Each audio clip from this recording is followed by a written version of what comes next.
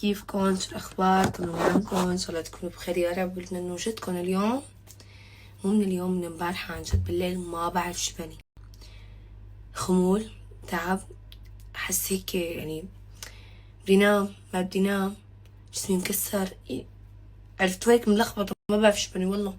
بالزول لقمت ما قدرت آخد أكتر من ساعة بالدرس، قلت لها خلص بكرة بنكفي، لأنه عن جد ماني حسانة، بدي ما بعرف شو بدي خلص.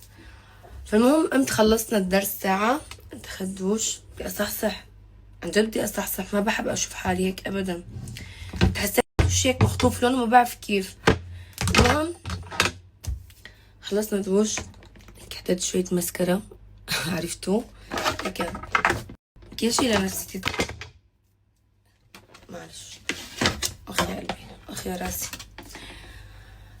المهم فوصلت كمان اغراض مشان اطبخ، كان عبالي فاصوليا خضرا، شو بني دايما عم بيشيلوا شي على شو هاد. قطع فاصوليا خضرا ما في رفيعة، كانت عبالي، غيرت وجبت بس لحمة هيك. بدي شو بدي اعمل، يا كباب هندية، لحمة بستانية، يعني ما بعرف، ما قررت لاني كنت موصية على لحمة ناعمة. الشغلة الثانية انه يا عمري انا ما فهمت ليش بدها الناس تنتقدني اذا انا عن جد عندي خوف من الابر. يعني شو دخل العملية، يعني مثلا اذا عاملة عملية سيزاريان 2 انه ما بصير اخاف من الابرين. يعني عن جد في ناس اذا بفكر بهالطريقة فهن المتناقضين كمان. انت كيف بتخافي من السحلية والصرصور وشو كمان من العنكبوت، هدول الشغلات اللي انا عندي فوبيا منهم، وانت مربية كلب. طب شو دخل الكلب بهدول الحيوانات؟ انا ما فهمت. هدول زواحف و يعني انا مش مأذ منهم، ما بتحمل اشوف شكلهم، عن جد عندي فوبيا منهم. يعني شو دخل هي بهي؟ يعني اذا الوحدة ربت كلب ولا ربت قطة ولا ربت عصفور ولا اي حيوان تاني، شو دخلهم بانه انا اذا شفت هذا سحلية او بريس او عنكبوت او صرصور انه ما خاف؟ يعني ما بعرف كيف عندكم ربط الاحداث، عن جد فظيعين. يعني بستغرب من هيك ناس كيف بتفكر. يعني انا اوكي عاملة عمليتين سيزريان وعاملة عملية لوزات وانف، بس انا عندي خوف من الابرة. يعني عندي خوف من الابرة، شي كتير طبيعي. حتى لما بدهم يحطوا ابرة بالوريد وقت السيروم وهيك، بموت رعب لا تاخد، يعني لا تحطها، وبتضل ايدي توجعني كيف ما حركتها. ف بحس الامر جدا طبيعي. انا عم بحكي انه انا عن جد عندي فوبيا من الابر وما بحبهم. وبعدين بعملية السيزريان انا مخدرة، يعني حتى في عندي رعب لما باخد ابرة الظهر، بكون عندي توتر وحالة خوف، بس بعدها ما بقعد بحس بشي لاني انا مخدرة. ما فهمت شو دخل انه خلي الناس تنتقدني. يا عمري والله وانا بحبكم كتير، بس عن جد الناس اللي بتفكر بهالطريقة انه هن لو بيفكروا مزبوط، انه شو دخل انه انا اذا خفت من الابرة باني انا اعمل عملية. طبعا لو انا بخاف، لو كل شي بدي اولد بالنهاية، يعني اكيد ما رح اخلي الولد ببطني مثلا. لو ذات انا مضطرة اساويها، مو بكيفي، غصبا عني بدي اساويها، بدي اخذ ابرة التخدير، وابرة التخدير الثانية كمان بالانف عملية بدي اخذها غصبا عني. قلت لكم انه باول مرة صار عندي ردة فعل لابرة التخدير يوم اخذتها، يوم لوزاتي، لانه ضربها دغري بالوريد، فصار عندي ردة فعل اني ما ارجع احس بهذا الشعور، انه هيك شي بارد دغري وصل على قلبي. كنت كتير خايفة بعمليتي الثانية لما رحت لأعمل عملية الجيوب، كان عندي ردة فعل من هذا الشي. يعني حتى لما اجى الدكتور اللي يخدرني قلت له ما الله ما تضربها كتير، انه دغري على الوريد، مو هو بيحطوا سيروم او بيكون هذيك هيك انه انا متوترة. يعني انا خايفة انه ارجع احس بهذا الشعور. وكانت الجرعة اكبر بالتخدير لانه اللوزات نص ساعة والانف اخذت راح تكون اكبر. فعمري والله عادي، يعني انا على اشياء تحس انه بس بدهم يطلعوا فيكم شغلة او علة او شغلة، يعني ما بعرف كيف عن جد. فايه انا حدا عندي فوبيا من سحب الدم، بخاف اشكت الابرة.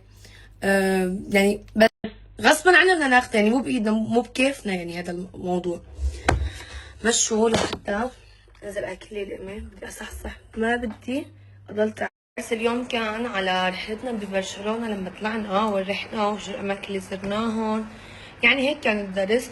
بس أنا والله بعدين المس أخذت دفتري وكتبت لي هون هلا الأرقام أكيد نحن بنعرفهم، بس بيجي عندكم بعد ال20 وطلوع يعني الواحد بيخربط شوي، فكتبت لي إياهم هون كمان.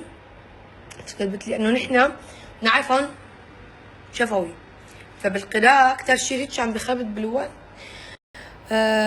عم بيقول اون انه مو اون انه ما بعرف بخربط فيها. فكتبت كمان هدول عنا مراجعة عن الاشهر، هدول هلا ما والله ما فضيت اني اقعد اعملهم اراجعهم. شوفوا الصبح طلعوا ما حسنت اشرب لانه خبطت معدتي، يعني بالرغم انه اخذت امبارحة دواء بالليل عشان ما بعرف، انا كنت تعبانة لأنه الدواء بتوقع إنه أكيد لازم هيك بردت بالليل. اللي ريت شو شكلك بدك تكربي، جيتي بردية، فيا رب تكون منيحة وقت عفا ولا يجيني قريب. تعالوا ناكل عن جد جوعان عمري. عامل ساندويتش جبنة، ماما رح تاكل معي. عمل سندويشة آكل بالنص أنا وماما. أنا حسنا أنا كان بدي أعمل نص سندويشة، ما قالت لي أنا كمان رح آكل عشان أشرب دواء. اليوم عندي موعد كرمال ايدي، ماني لايقة قلبي سويت شو ما ردني، قال لي لا بتروحي مشان بقى نشوف ايدك يعني نطمن اكتر عليها. حاجة انتي عم ضليتي من وجهك ما شلتي شي وهيك. شو ماما نعسانة راسي والله. انا امبارح حتى طلعت بكير، قالت لي ماما طلعي نامي ارتاحي، مع انه هيك مانك مرتاحة.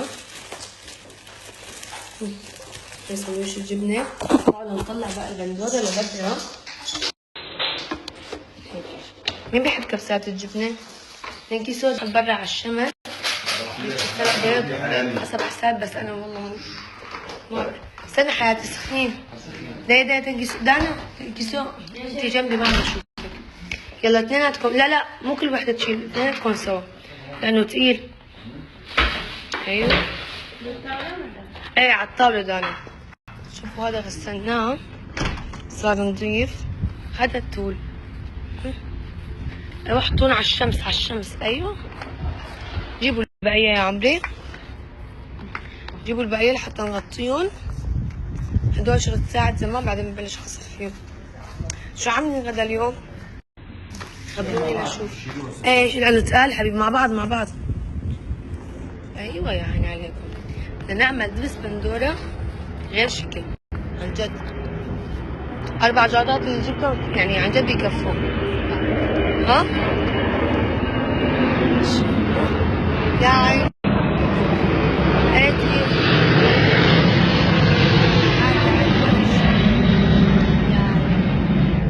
الطيران شغال، لازم كل شوي طيارة تسلم. انا عرفته هذا البريسكون جنب المطار. يا ربي بدي لك تعال حتى نشيل البقية ونغطيهم. اهم شيء ريتشو حبيبي بس مشان تبرد يا عمري. لا شو هاد سردين؟ ايه هذا سردين مغربي الاول. بدك تاكل سردين؟ سكروا الباب بس. بداية البنات رح يطلعوا وقفت. هذا طيب بس تخيلي الفائده الموجوده. طبعا نحن بنحكي على الاوميجا 3. ايه اوكي شوف زائد البروتين، وهون في عنا بروتين.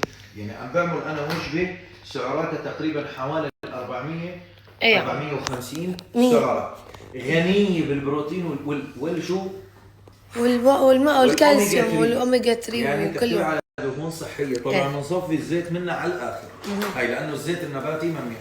واذا قدرتوا تمرقوا هيك بالمي هيك شوي تغسلوا لانه السمك بيشرب شوي بس شيء عادي. شوف حبيبي بس وجبه للتنشيف اللي بيعمل عضل. صحتين 100 هنا. بس اعطيني 5 دقايق اخذ ساندويشتي واطلع واعمل بدك اياه. فكرت عم تساليني اذا بدك تاكلي. لا اكيد لا. هو انا متاكد انه ما فيك تقبل لانه زنخ بيقولوا له هذا زنخ، فانه الزنخ لا انا بتعرفني انه بفكر كفايده. انا اجمالا ما باكل ليش سردين. اللي ماني اكل سردين؟ افيد نوع سمك هو السردين. بعرف يعني انا ما بدي جيبي لي كافيار ان شاء الله شو هذا انا طون، انا بحب بس الطون. طون ايه كمان الطون. أيوة. الطون كمان في اوميجا 3 ما السردين ما بحبه. اوكي طب ليه ما بتاكلوا الخبز؟ سؤال. وبتقولوا لي ابوك بيقول نشف الخبز. لا انا هلا يعني فتحته. انا لو باكل خبز انا فتحته. سكروه ما صار له منيح. ما بدك خبز؟ لا لا لا لا لا انا بسكره هيك حبيبي، بس انا اللي ما سكر. حطهم. اوكي. تعالوا نشوف البندوره. هاي طفيتها انا حاجتها. شوفوا كيف انا بحبها محمصه. يا سلام. تعالوا ناخذ الخيار المقطع. الجبنه. بتعرف لو عامله كاسه شاي. انا بحكي طلع اخر شيء فكرتها هي. حبيبي انت بتعرفني انا ما باكل سردين، يعني اكيد لا من غير شيء ما انت عم تخبط يعني كيف ما بعرف. نعمل كاسه شاي. تعالوا نعمل كاسه شاي هيك. حبيبي تعالوا نشوف برا اذا حطوا جايين يحطوا التول فوق البندوره. تول مشان ما يجي عليها اي حشرات او يدخل شيء بقلبها. عرفتوا كيف؟ هلا امي التول كنا نحطه نحن. خاف اخوش اكثر. بخوش اكثر. خلينا ماما صدقا منيح شايفين؟ هيك مشان ما يفوت حتى هاي الملابس النعم. اجي روكسي. ماما تشربي كاسة شاي جنب الجبنة؟ تعال روكسي. والله مالي حل اركض ورا حدا.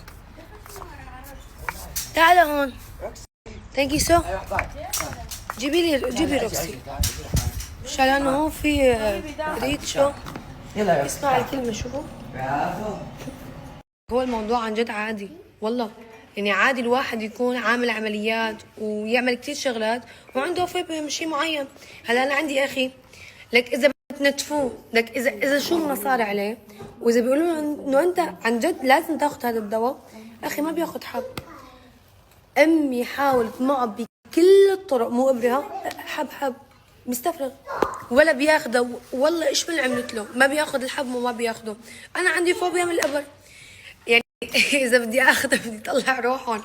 والله امبارح اسحب الدم صرت ارجف اعمل هيك، قلت لي ريلاكس مو بايدي، يعني الشغله ما دخلها ابدا انه والله الواحد عامل عمليات والله ما بعرف، ما دخل.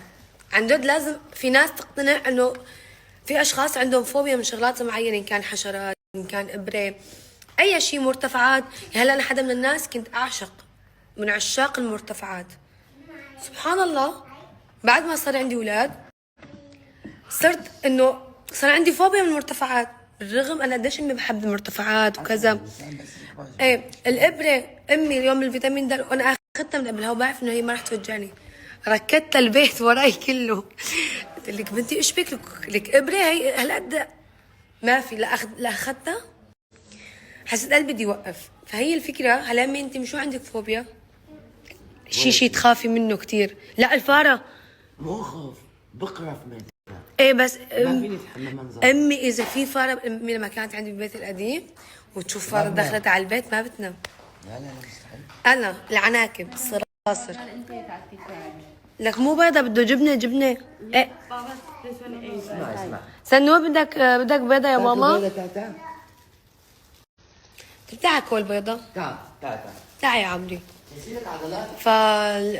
فالصراصر السحليه يا السحليه بموت منها بتايلاند والله طلعت وراي طلعت لي. هون عملنا ساندويش جبنه الي لماما مع شاي. شايفين؟ امي لو انه ساندويش مع زيت مشان ما تكون هيك ناشفه عليه. وانتم شو عندكم فوبيا خبروني لشوف. عن جد لازم في نسبه او شوي من الناس انه اقتنعوا في ناس عن جد عندها فوبيا وخوف وما يقارنوا الشغلات ببعضهم. يعني مثلا والله انا مربيه كلب ولا قطط بدها تخاف من العصفور، رفيقتي عندها قطه بتخاف من العصفور. العصفور ما بيأذي هيك عقلها. يعني شو هلا انت كيف مثلا عليك مركب او كيف بتخافي؟ لا عادي. واخ بالفوبيات. الافطار على الساعه 3:30 انا موعد يعني بعد ساعه ونص. لا ايه بعد ساعه ونص صح. خليني اوكل رح يوصلوا اغراضي بدنا نشوف شو نقرر بعدين بالطبخه. شو سنوت؟ شو يا عمري؟